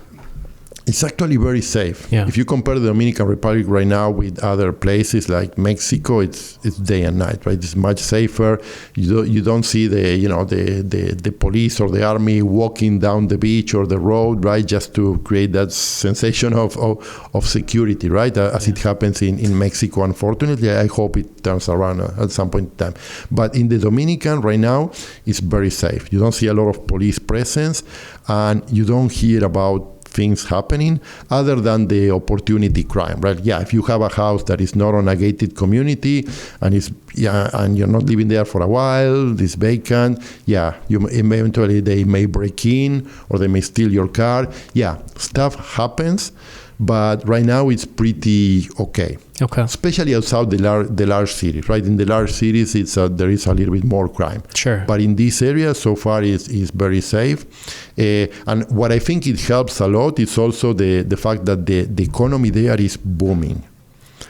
The last 20 years or so is one of the fastest growing economies in all Latin America and Caribbean. What's it being driven by? I think in part is foreign investment.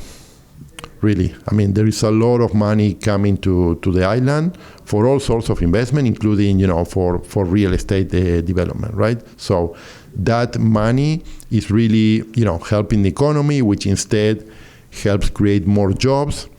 And when you have people that are getting a little bit better, even if it's still a relatively poor country, right? But if people are better and they have jobs, etc., there is less incentive for crime, right? So that pattern. That's what I was telling before. Even in Argentina, when I was a kid, crime was very low, especially in a city like Buenos Aires. You saw the opposite trend. That changed. That doesn't mean that right now, if you go to Buenos Aires, it's going to be unsafe everywhere. No, but some places, yes. Yeah. So that's why I think it helps with the safety situation. Okay, so it's on the up and up, and predominantly. And how it's all about trends, right? So when you see those positive trends, you want to try to ride them. To ride them, right? So, yeah. What language is predominantly spoken there? Spanish? It's Spanish, yeah. Okay. How much? But again, because there are so many foreigners, English is also very, very common, so right? You could get by with English? Yeah, you can get by with English, yeah.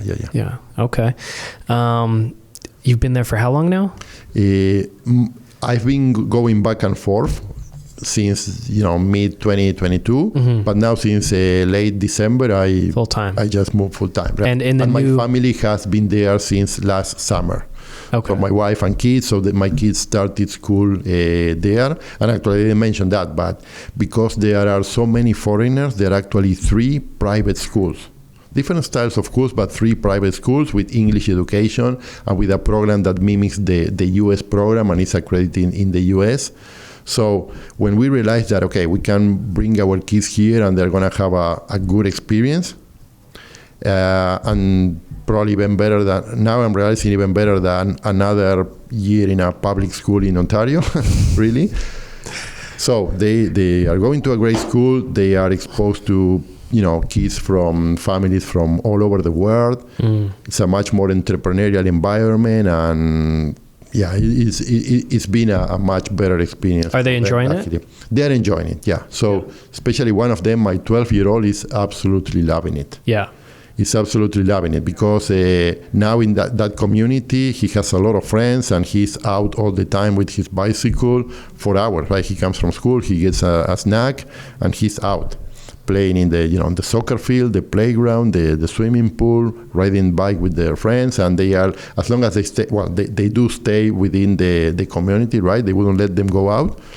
It's super safe. I feel super safe anywhere they are. I know they are in their friend's house, and I know most of the friends and their parents. So yeah, it's pretty safe. My other son, who is 14 years old, he's struggling a little bit more to adapt. But now it's much better. At the beginning, he didn't want anything to do with. Was it just his friends? He had reached the age where he had established a friend group? I think it's mainly his friends, and also the fact that for them, even if my wife and I, live in different places, for them, the last 11 years, we always live in the same house, same neighborhood, kind of the same 2 schools. So their life was that.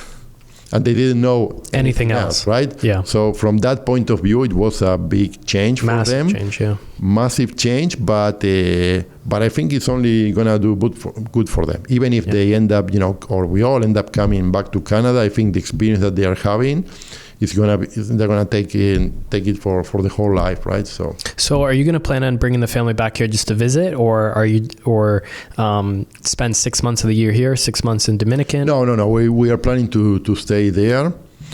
Actually, we just signed up our kids for the next calendar school year.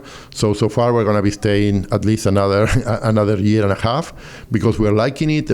But again, at the end, I truly believe that life is an adventure, right? So we are there, we are learning, we are doing. If we like it, if we adapt, we may stay longer, right? And if not, for whatever reason, maybe we move somewhere else. Right now, my kids are still, even my older, 3-4 years away from going to university, right? But by the time they need to go to university or college, maybe we'll come back here, or maybe he goes by himself, right? And we spend time here, there, etc., right? Yeah. If he chooses to study in Canada, it could be somewhere else too, right?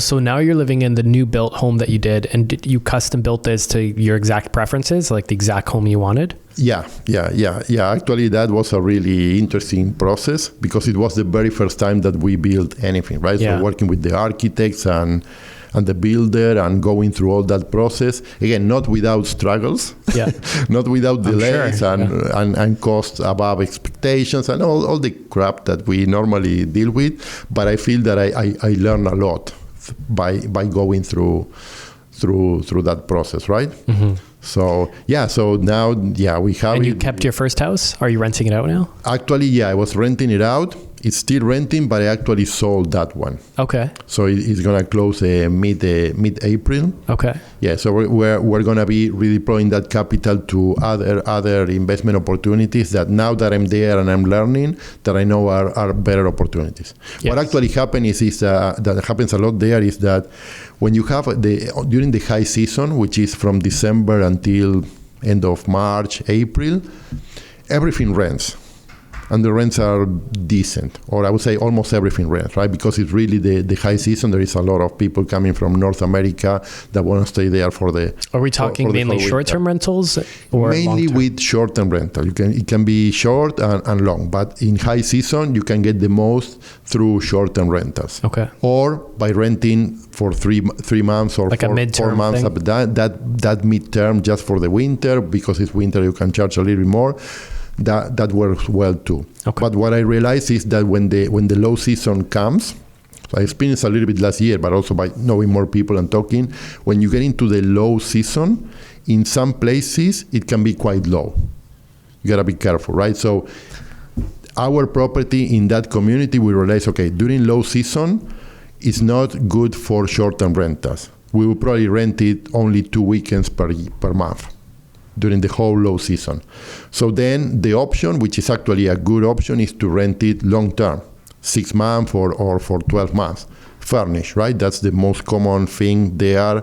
When you rent or even when you purchase a property, everything's furnished. The odd one would be maybe only when it's new construction, right? That doesn't have furniture, but if not, it's all furnished. So you rent it longer term, furnished, but that level of rent was not gonna give me the cash on cash return that I was expecting. Because you're buying these deals all cash. Yes, right now, these two we did it all cash because we didn't know any better, and at that time we also wanted, as I said, to take some of our wealth out of Canada for all those reasons. But we knew that financing was almost impossible. Now that I'm there, I'm learning how financing. There are some opportunities to get some financing. They are still limited and they are not easy, but there is something. But at that time, I didn't have the right advice or enough time, and I just went with the advice that I got and pulled the trigger. But now that I'm there and I'm learning the market and I'm meeting people, now I'm starting to realize, maybe buying that property for my strategy was a bad deal. But that's how you learn in life, right? Now you're getting the information advantage over there. Exactly. That's, And there is actually, I truly believe that there are lots of opportunities, and I know I'm still learning, and I'm going to hope to learn a lot over the next few months, but there are a lot of opportunities. The market has been quite hot, I would say, for the last 2 or 3 years, almost since the pandemic started. It's a tricky market because you don't have market stats as you would have anywhere else, but people that I trust and that know what they're doing and have been there for a while, they tell me that easily since the beginning of the pandemic, prices are up 30%. And right now, there are many properties for sale. So the inventory is rather low, and that's why you see a lot of new construction. that's what you need, right? When you have that level of demand, you really need to add inventory through new construction. So you see a lot of development happening, right? And when I say, there are many good properties for sale, it's true. But if you go online, you're going to feel that, hey, there are lots of properties for sale, and some are a really great bargain. That's because all the marketing that you're going to find online, unfortunately, is quite deceitful. From a market where there is no multiple listing service, so it's no easy, or you cannot really get comps. So we should call that out. There's no MLS service. There's no public listing service. That was at the beginning when I started learning and talking to people. I was quite frustrated. Now I feel better because I'm finding the way around that, right? But the reality is that there's no multiple listing services. So what that means, so if we can get a little bit more detail how that market works, when there's no multiple listing service, it's very hard for anyone by yourself or even with an agent that is helping you to really see all the properties that are truly on the market. Mm-hmm. It's really hard to understand everything that is true on the market, and it's even harder where there is so much deceptive market, and there are a lot of properties listed at ridiculously low prices. It's just bait to bring someone in. You'll call them, and I did it, and they tell you, oh, you know what, that was a great deal, but I just sold it last week. Lie. Maybe they sold it 2 years ago, right? So, I just sold it, but I have this that I can show you, right? So it's all bait. So you got to be very, very, very careful with that. And at the same time, the fact that there are no comps, it's also scary because you never really know the value. You never really know the exact value. And if you're likely going to be working with someone that doesn't have your best interest in mind, they're going to talk their way in terms of the rents that you can get, or the prices that you can buy it and sell it, or prices that these properties are selling, whatever. And it can be not true at all, right? Damn scammers. Everywhere you go, Sergio, but they can get away. That's why I started to see a lot of value on how we do things here in Canada, and the multiple listing service and all these rules that you say, okay, you know what? Yeah, there's some things that are not perfect, but at the same time, is it protecting the consumer better than in a place like there? Yeah, for sure. Interesting. Because at least you have comps, right? So when you have comps, yeah, you're purchasing a new property, and that property, you know what, based on the comps, is going to be in this small range. Mm-hmm. Yeah, property has some issues. You may pay at the bottom of the range, on the comp range, or you may pay at the highest of the range, but within a limited range. Over there, it feels that the range can be quite big. Mm-hmm. You compared it to the Wild West over there, right? A little bit. That's a good analogy that I use, right? So it is tricky from that point of view. Yeah. But at the same time, there are opportunities, and the fact that it's not that transparent, that means that when you actually can dig some opportunity, it can be a really good opportunity, right? Yeah. Just because it's not open for everyone to see them, right? So it kind of goes both ways. Yeah, those wild swings allow you to come across a huge opportunity because it's not so transparent. Take some digging. Exactly. But overall, if I have to say, okay, bottom line to me is that a consumer is going to be more protected on a market like Canada, right? Or the US, where you have an MLS and you have comps, right? The fact that comps, okay, we talk about the knowing really what's the value. But if you think of multiple listing services, what happens here is that, if you sell a property, you give it to an agent, and you normally give that agent exclusivity. And because of the MLS, everyone will have full exposure of what's on the market. Mm-hmm. Over there, because there is no MLS, people are very reluctant to give exclusivity to any selling agent. So what they normally do is they call all the main brokers and they give it to everyone. So someone's listing at one price, someone's listing at another price? Yeah, because what happens is, let's say that you some people don't even sign a listing agreement, but let's say that you sign. Okay, you don't make it exclusive. You may do it with a lot of agents. Then those agents are gonna publish the property. You struggle also for them to do some marketing because the incentive. I was going to say, where do you find the It's list? just not there, right? If they don't give them exclusivity, they don't want to spend much money on marketing. But let's say that they they publish it, and they publish it at the price that you agree with them. But then you have other agents, and a lot of people are trying to make the living out of real estate there, especially if the market is as hot as it is. So other agents will still grab those listings and list it themselves, sometimes at a higher price, because they want to get the lead, and then they want to leverage that lead and then go to the listing agent or the owner directly. That happens a lot too. Say, I've got a guy. I have someone that I can get you this price, right? Yeah. But I'm going to get a better commission, right? And you're going to be better off because you only pay one commission, whatever. So all those funny games happen a lot. Are people, so where are they posting the listings? Online, local newspaper? All these websites from the different brokers. So you have to dig and see, okay, what's for sale in different brokers, and then you are going to find sometimes the same properties and sometimes completely. So if you're looking in Puerto Plata, where you are? Puerto Plata is a province. I live in a place called Sosúa. Oh, sorry, Sosúa. Close to places like Cabarete or Encuentro, which are also growing areas and where you have a high share of foreigners, right? And vacation rentals. So if you're looking in Sosúa, then you maybe dig up the 10 brokers that are running business in Sosúa, and you go to all their websites, and there you can kind of see all the comps and listings? Yeah. But again, it's sometimes not easy to find that true information, because you may find a lot of listings that are, property already sold, right? Yeah. Or some just completely fake, right? Because it's just the bait to get you to them.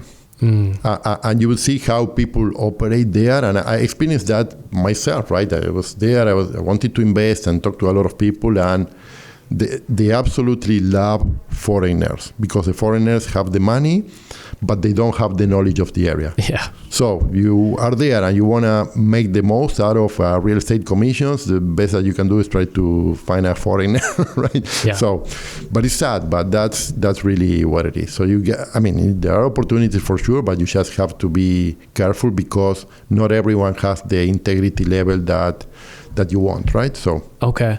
And just to go to that point, because of how agents sometimes compete to each other or try to bypass each other. Let's say that you find an agent that you can trust. Okay, so that agent is gonna, hopefully if you trust them, they're not just gonna try to steer you towards the deals that they have, their own listings, where they make most of the commission, because that happens too. But then if they are gonna open to co-broker with others or show you other properties, they are only gonna work with the agents that they are familiar with and that they have a good relationship. With other people that already know, okay, that's not a good person, whatever, don't have a good relationship, they're not going to work with them. So it's hard for that agent to be able to really show you everything that is out there, when it's really only what they know, the agents that they can work with, right? So that's why you gotta be careful. Okay, so I want to wrap soon, but I want to ask you about two more things specifically. One is the pre-construction market. How reputable? What are the pitfalls you have to look out for there? Yeah, so pre-construction there right now, there is a lot. It's either villa projects in gated communities or outright condos, right? And what's considered a villa? Sorry. Oh, sorry. A villa is a house. Like a house? That's how they call the houses, right? Okay. I've always condos or villas or maybe villas just sound so fancy. I know. Even to me, it was weird at the beginning, but then that's what it is. Just hearing like Sergio bought 2 villas in the Dominican. I'm like, oh, damn, that sounds fancy. I fell into the same trap. But yeah, it's just or houses or condos. Okay. And yes, there are pre-construction process. There are a lot of them. And what you have to really be careful that you select the right project, not only that the number works, but also that the builder is a reputable builder.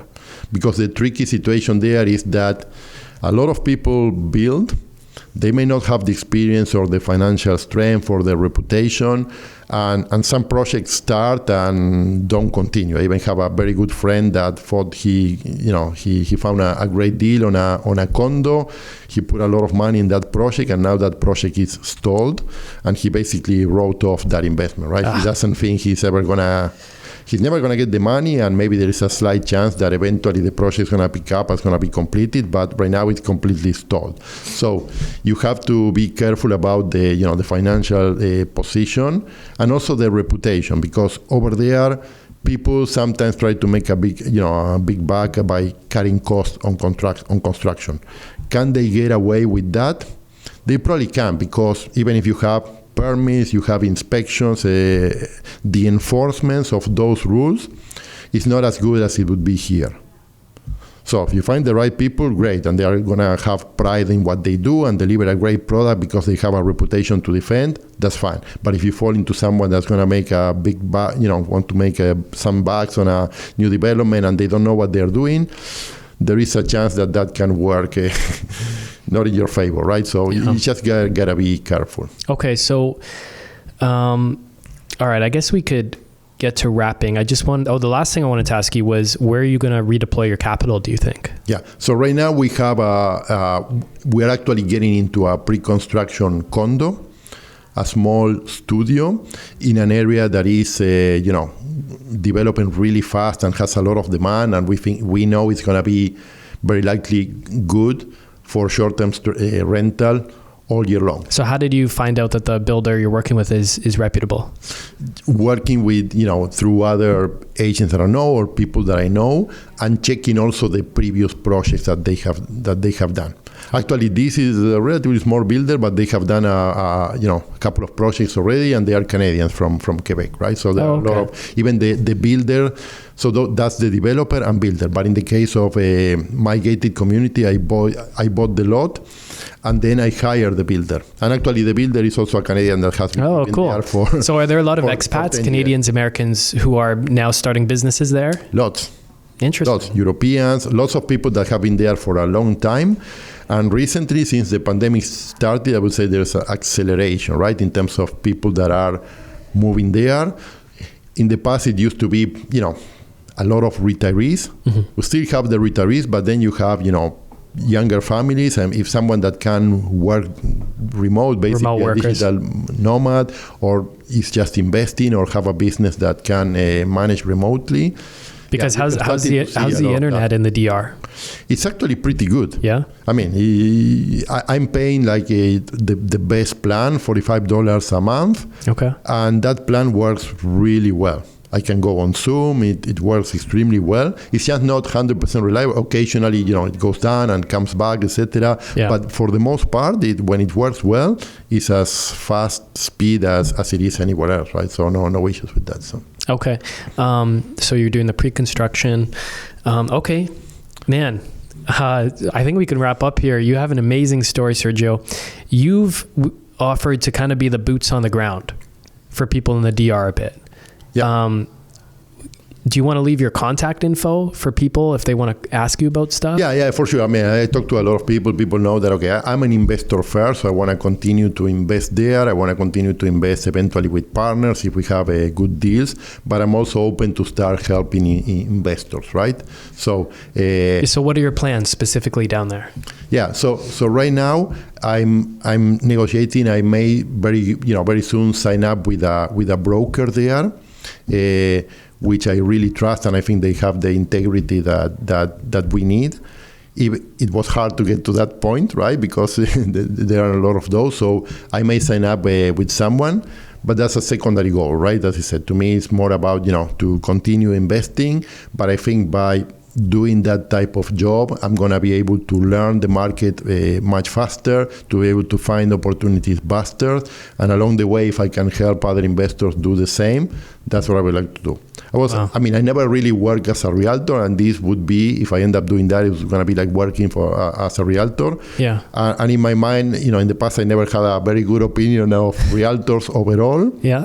And based on what I see there, it's a little bit scary too. Yeah. But I do like, what you guys are doing here, for example, right? They're like investor-focused realtors that are investors themselves, and because of that, they can be 100% investor-focused and helping others because they have walked down that path before. Mm-hmm. That's what I would like to focus on, right? If I end up doing that, it's going to be like that, and with that same rationale, right? That being able to help investors as all rockstar coaches do here, right? So. Yeah. Wow. Amazing, man. Sorry. In terms of contact information. Yeah, do you want to share? It's up to you. Yeah, the easiest would be to find me in Facebook. Okay. That's the only social media platform that I'm using right now. I'm still trying to find a way to use it better, but I've never been.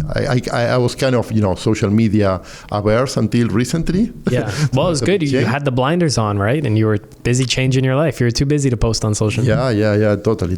So Facebook would be a good, or if not, my email is directly, Sergio.Manzur with C as in zebra @gmail.com. Okay, so Sergio.Manzur with the Z, Manzur @gmail.com. Yeah. And then Facebook, just Sergio Manzur?